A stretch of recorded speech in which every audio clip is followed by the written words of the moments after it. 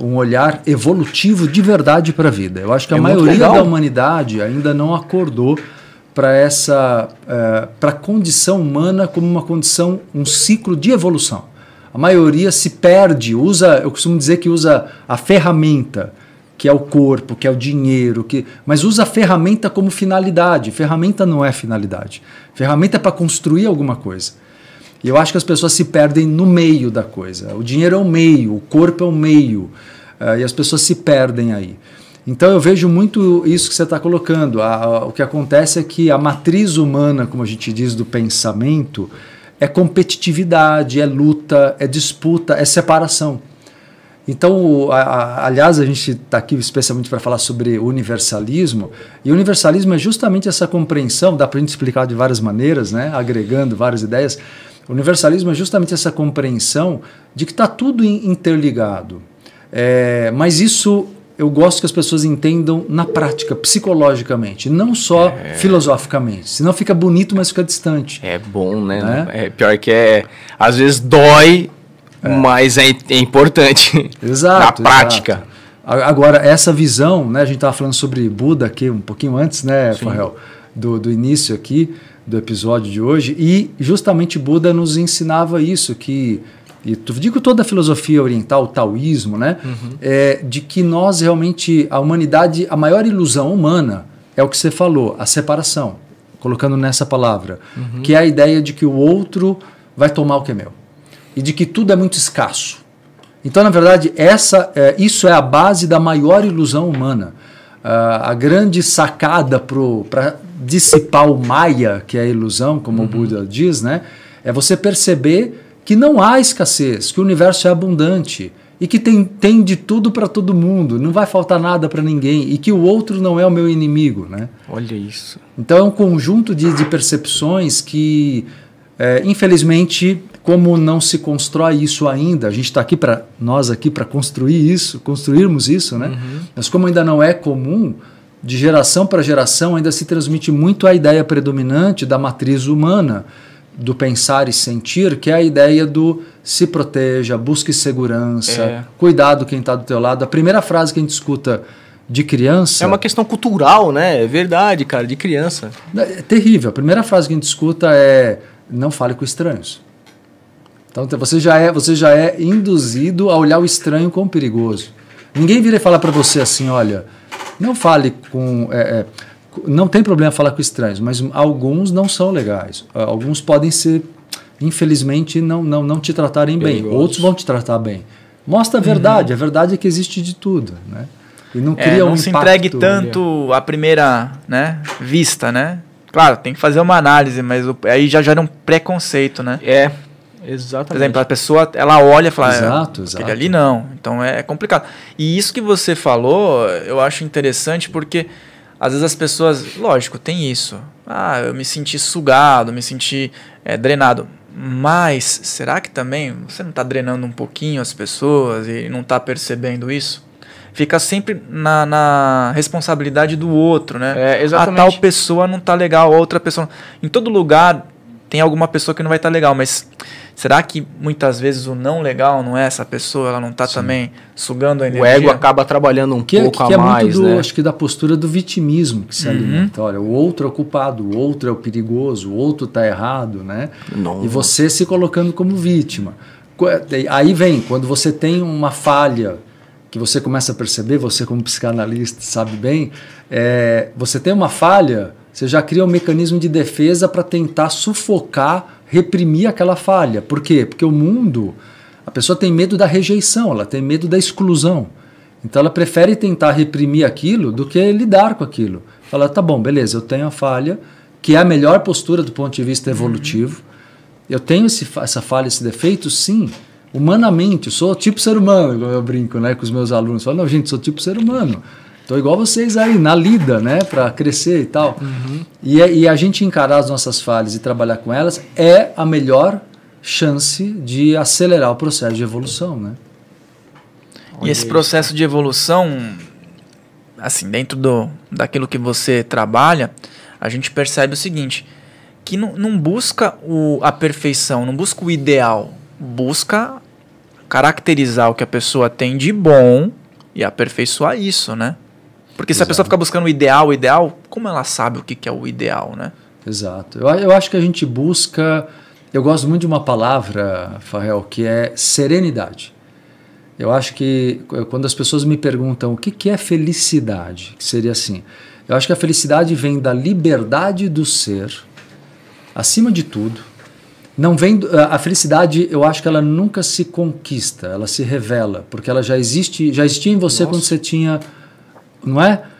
Ela já existia em você quando você tinha 1, 2, 3, 4, 5 anos de vida. Mas o mundo vai causando tantos traumas e medos em você que você vai... uma crosta, né? Ali, exato, vai exato. criando uma... E aí você perde uma coisa que é natural, que é a serenidade.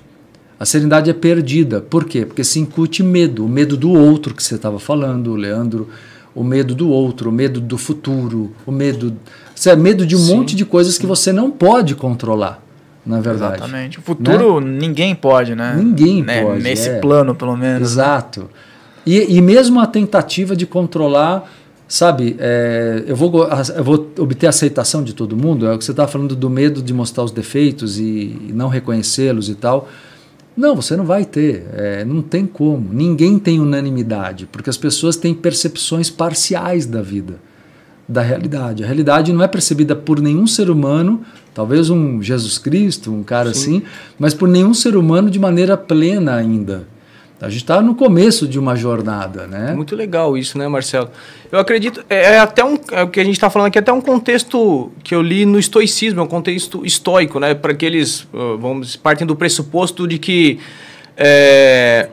não vale a pena você se preocupar com coisas que estão fora da sua ossada, né?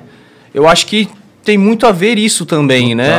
Total. Aí eu me remete de novo à filosofia do budismo na questão do... estado de presença. Então, assim, o não se preocupar é a atitude mais inteligente, porque o tempo não existe, né? O tempo não existe. A gente tem o quê? O passado é memória, o futuro é imaginação. Ele não existe. Ele não existe. Eu gosto muito, Só Leandro, tem o hoje, né? Exato. Eu gosto muito, Farrell e Leandro, de uma frase do hinduísmo que diz assim: não existe o tempo, só o que existe é um único instante eterno. Eu acho isso muito, muito verdadeiro. Nossa. A gente tem um único instante que é o nosso. Por exemplo, agora aqui, nós estamos interagindo, trocando ideias, sentimentos, energias. Isso é a verdade da vida para nós. É esse instante que, enquanto a gente quiser, nessa experiência desse encontro de hoje, vai ser continuado. Ou no outro momento vamos voltar a nos encontrar. Mas a verdade da vida é o presente. Por isso que é tão importante curar-se do passado, porque o passado é uma fantasia, na verdade, né? Então o passado é uma biblioteca, né? Que a gente pode aprende acessar com aquilo, né? Na tua mente um conhecimento ou uma frustração também, mas não deixa de ser um conhecimento. Sim. O problema é que as pessoas acessam muito as frustrações, né? Isso que incomoda a vida presente das pessoas. E aí elas projetam para o futuro que isso pode acontecer de novo, e aí desencadeia aquele freio. Não se consegue fazer nada. Aí entra a procrastinação, né? Sim. Porque você perde a oportunidade.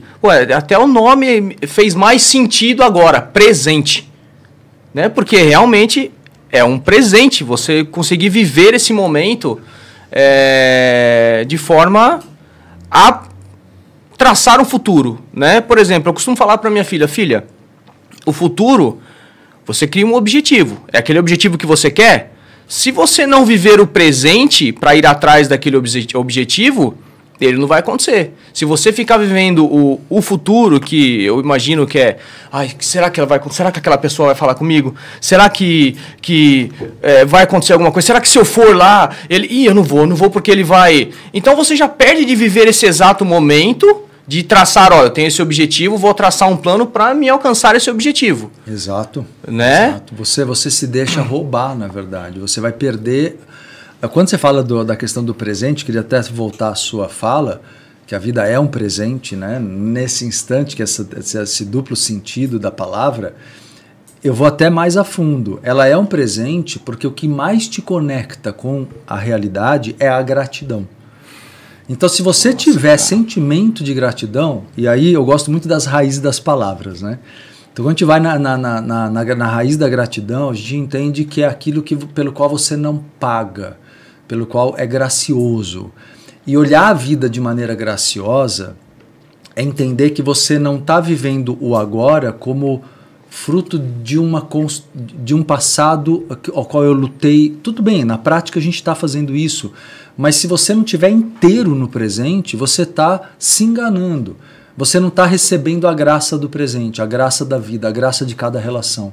Você perde, porque a tua mente está fugindo, como o Farrell colocou muito bem, para o passado ou para o futuro. A gente pode usar o passado realmente como autoanálise, né? No sentido pessoal, ou análise histórica da humanidade, que é importante também.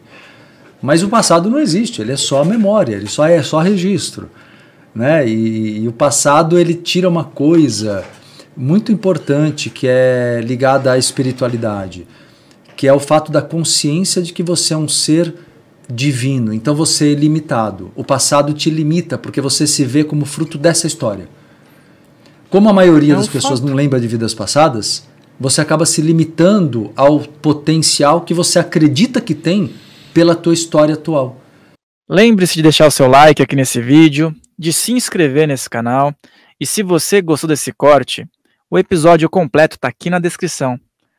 E também se inscreve lá no nosso canal oficial, Filhos do Todo, para você acompanhar as outras entrevistas. Farrell Molina falando, um grande abraço.